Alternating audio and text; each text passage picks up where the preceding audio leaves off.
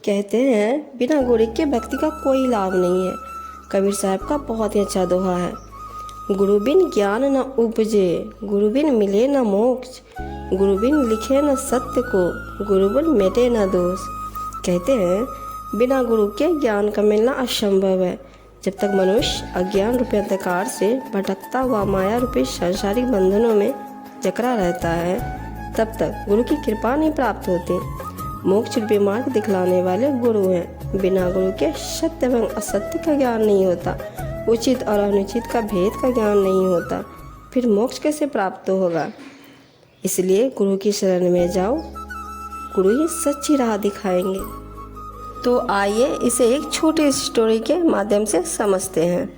अगर वीडियो अच्छी लगी तो please like, comment, share and subscribe जरूर कर दीजिएगा। तो स्टार्ट करते हैं। एक राजा की रानी बहुत धार्मिक थी। उसने कबीर साहब से गुरु दीक्षा ले रखी थी।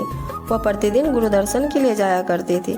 राजा को यह अच्छा नहीं लगता था, परंतु वह अपनी पत्नी को वहां जाने से रोक नहीं पा रहा था। कारण एक तो वह उस बड़े शक्तिशाली राजा की लड़की थी, दूसरे वो अपनी पत्नी से बहुत प्यार करता था और उसे खुश देखना चाहता था। एक दिन राजा ने अपनी पत्नी से कहा कि आप नाराज ना हो तो एक बात कहूँ। रानी ने कहा, जी बोलिए। राजा ने कहा कि आप अपने गुरु के पास जाती है, भक्ति तो गुरु के बिना भी हो सकती है। रानी ने कहा, गुरुजी ने बताया है कि गुरु के बिना भक्ति करना व्यर्थ है। राजा ने कहा कि मैं तेरे साथ कल तेरे गुरुजी से मिलूंगा, उनसे यह बात स्पष्ट करूंगा। राजा ने संत जी से प्रश्न किया कि आप जनता को मूर्ख बना रहे हो कि गुरु बिन भक्ति नहीं होती। क्यों भक्ति सफल नहीं होती? नाम मंत्र जाप करने होते, एक दूसरे से पूछकर जाप कर ले, पर्याप्त है। संत ने कहा, राजन आपकी बात में दम है, मैं आपके राज दरबार में आऊँगा, वहाँ इस बात का उत्तर दूंगा। निश्चित दिन को संत जी राजा के दरबार में गए। राजा सिंहासन पर विराजमान था, आसपास सिपाही खड़े थे। संत के बैठने के लिए अलग से कुर्सी रखी थी। संत ने जाते ही आसपास खड़े सिपाहियों से राजा की ओर हाथ करके कहा कि इसे गिरफ्तार कर लो। सिपाही टस से मस नहीं हुए। संत ने लगातार 3 बार यही वाक्य दोहराया कि इसे गिरफ्तार कर लो, परंतु राजा को सिपाहियों ने गिरफ्तार नहीं किया। राजा को संत पर क्रोध आया कि यह कमबख्त मेरी पत्नी को इसलिए बहका रहा था कि इसके राज को प्राप्त कर लूं। राजा ने एक बार कहा कि सिपाहियों इसे गिरफ्तार कर लो।